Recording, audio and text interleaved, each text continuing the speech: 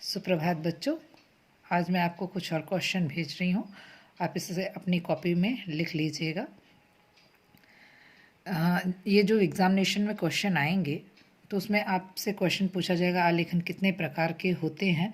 तो उसमें 4 ऑप्शन होंगे, जैसे यहाँ पे 4 प्रकार के आलेखन होते हैं तो 3, 4, 5, 6 के रेशियो में दे, और उसमें आपको ऑप्शन 4 पे टिक करके OMR शीट पे भरना होगा।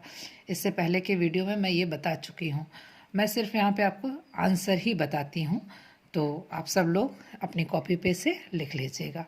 ओके, तो स्टार्ट कर रहे हैं। आलेखन किसे कहते हैं? किसी भी धरातल को या तल, जो भी आपके पास स्पेस माने जो भी चीज़ दिया जाता है उसको सउद्देश्य अलंकृत करने की विधा को आलेखन कहते हैं। किसी भी धरातल को सउद्देश्य अलंकृत करने की विधा को आलेखन कहते हैं। आलेखन कितने प्रकार के होते हैं? आलेखन 4 प्रकार के होते हैं। पहला होता है प्राकृतिक, दूसरा अलंकारिक आलेखन, तीसरा ज्यामितीय आलेखन, चौथा है सूक्ष्म आलेखन। प्राकृतिक आलेखन में फूल पत्ती और कलियों के द्वारा संयोजन होता है। अलंकारिक आलेखन में फूल पत्तियों और लयात्मक रेखांकन, इसमें अलंकारिक होती हैं चीज़ें। ज्यामितीय आलेखन में ज्यामितीय आकारों का और सूक्ष्म आलेखन में सभी आलेखन का प्रयोग होता है, जिसमें प्राकृतिक, अलंकारिक और अलंकारिक ज्यामितीय आलेखनों का प्रयोग होता है, उसे सूक्ष्म आलेखन कहते हैं। आलेखन का सबसे महत्वपूर्ण अंग क्या है? फिलहाल तो ये क्वेश्चन आपको क्लियर हो गया होगा। आलेखन कितने प्रकार के होते हैं? 4 प्रकार के। आलेखन का सबसे महत्वपूर्ण अंग क्या होता है? किसी भी आलेखन का सबसे महत्वपूर्ण होता है उसका लयात्मक रेखांकन, यानी रेखाएं जो उसकी, अगर आपसे पूछा जाए कि आलेखन का सबसे महत्वपूर्ण अंग क्या है, तो लयात्मक, या तो रेखांकन लिख के आएगा या तो रेखाएं। आलेखन का सर्वाधिक महत्व क्या है? आलेखन का सर्वाधिक महत्व है वस्तु को आकर्षक बनाना। रजाई के आलेखन के लिए कौन सा आकार उपयुक्त होता है? आयताकार। आलेखन में ज्यामिति का प्रयोग क्यों होता है? माने गोलाप्रकार स्केल का प्रयोग क्यों होता है? निश्चित आकार देने के लिए। आलेखन में ज्यामिति का प्रयोग क्यों होता है? ज्यामिति का प्रयोग इसलिए होता है कि उसमें निश्चित आकार देने के लिए। आलेखन के लिए कौन सा आकार उपयुक्त नहीं है? कोण का आलेखन, माने 90 अंश का कोण, 180 अंश का कोण, इसमें आलेखन नहीं बनते, इसीलिए इसमें कहा कि आलेखन के लिए कौन सा आकार उपयुक्त नहीं है? कोण का आलेखन।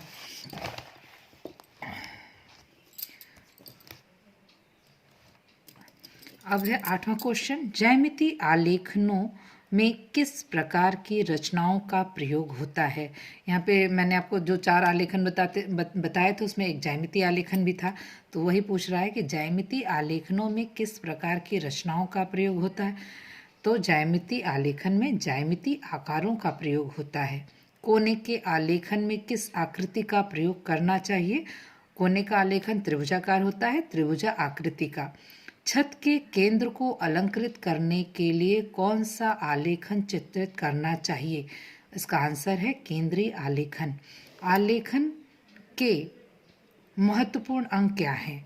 मैंने से पूछा कि आलेखन के महत्वपूर्ण अंग क्या है। एक हमने आपको बताया था कि आलेखन का सबसे महत्वपूर्ण अंग क्या है? लयात्मक रेखांकन, उसमें संतुलन होना चाहिए, प्रभाविता होना चाहिए तथा रंग योजना। ये 4 इसके महत्वपूर्ण अंग हैं, लेकिन सबसे महत्वपूर्ण अंग है इसका लयात्मक रेखांकन। और आलेखन के महत्वपूर्ण अंग 4 हैं: लयात्मक रेखांकन, संतुलन, प्रभाविता तथा रंग योजना। प्राकृतिक आलेखन किसे कहते हैं? फूल, पत्तियों और कलियों, पशु और पक्षियों के सुंदर संयोजन को प्राकृतिक आलेखन कहते हैं। सूक्ष्म आलेखन किसे कहते हैं?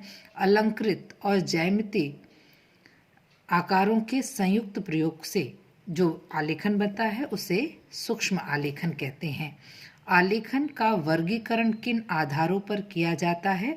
बनावट एवं सजावट के आधार पर। आलेखन की आवृत्ति किसे कहते हैं? आलेखन की, आप अभी आवृत्तियां नहीं करते हैं, आप जब ये 11 में जाएंगे तो 12 में, तो आपको ये आवृत्ति वाले आलेखन बनाने होंगे। तो इसी में पूछा कि आलेखन की आवृत्ति किसे कहते हैं? इकाई की पुनरावृत्ति अर्थात दोहराने की प्रक्रिया को, जो आलेखन आपने आधे में बनाया उसको अगर वही उसको दोबारा बनाते हैं तो उसको पुनरावृत्ति यानी दोहराना कहते हैं। तो आलेखन की आवृत्ति किसे कहते हैं? दोहराने की प्रक्रिया या पुनरावृत्ति को। आलेखन के लिए सबसे अधिक उपयुक्त रंग कौन सा होता है? पोस्टर रंग। किस रंग के समावेश से टिंट बनता है? सफ़ेद रंग के समावेश से। किसी भी प्राथमिक रंग में अगर सफ़ेद रंग मिलाया जाएगा तो उसे टिंट कहते हैं। यानी टिंट का किस रंग के समावेश से टिंट बनता है? सफ़ेद रंग के समावेश से। फिर है आपका कि विरोधी रंग युग्म किसे कहते हैं? विरोधी रंग युग्म किसे कहते हैं? तो विरोधी रंग युग्म ओसवाल्ड के रंग चक्र के आमने सामने के रंगों को कहते हैं। आपको मैंने इससे पहले बताया था कि ओसवाल्ड के अनुसार प्राथमिक रंग 4 होते हैं। ओसवाल्ड का रंग चक्र में कितने रंग होते हैं? 8 रंग होते हैं। और उन्हीं 8 रंगों में जो आमने सामने के रंग आएंगे, आमने सामने के, वो रंग विरोधी रंग कहलाते हैं। समझ में आया? तो जैसे लाल के सामने हरा, पीला का नीला, नारंगी का आसमानी और बैंगनी का धानी, ये एक दूसरे के विरोधी रंग हैं। उत्तर प्रदेश में ललित कला अकेडमी कहाँ स्थित है? लखनऊ में। उत्तर प्रदेश में ललित कला अकेडमी कहाँ स्थित है? लखनऊ में। सर्वोत्तम रंग संगति कौन सी है? विरोधी रंग संगति। डिज़ाइन को आलेखन कहते हैं क्योंकि इसमें प्रारूप बनाना आवश्यक होता है। जल रंग का चित्र बनाने के लिए कौन सा कागज उपयुक्त होता है? हार्डमैन पेपर होता है। किस रंग के समावेश से शेड बनता है? किसी भी प्राथमिक रंग में अगर हम काला रंग बनाते हैं तो उसे शेड कहते हैं। यानी किस रंग के समावेश से शेड बनता है? काले रंग के। किस रंग के समावेश से टोन बनता है? काला और सफ़ेद दोनों रंगों के समावेश से। प्रेम, उत्साह और साहस का प्रतीक रंग कौन सा है? लाल रंग। प्रकृति का प्रतीक रंग कौन सा है? हरा।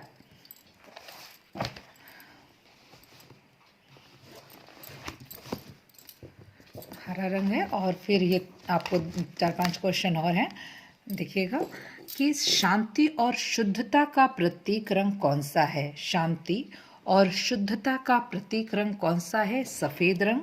हरा रंग किन 2 रंगों के मिश्रण से बनता है? पीला और नीला को मिलाने पर हरा रंग बनता है। पीला तथा प्लस नीले के सम्मिश्रण से।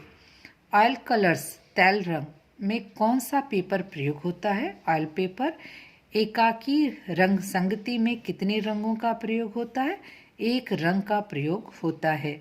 तो आपको मेरे क्वेश्चन अच्छे लगे होंगे और ये इम्पॉर्टेंट क्वेश्चन भी हैं, ये एग्जामिनेशन में आ सकते हैं। आप सब लोग अपनी कॉपी पे से लिख लीजिएगा। ओके, बाय बच्चों।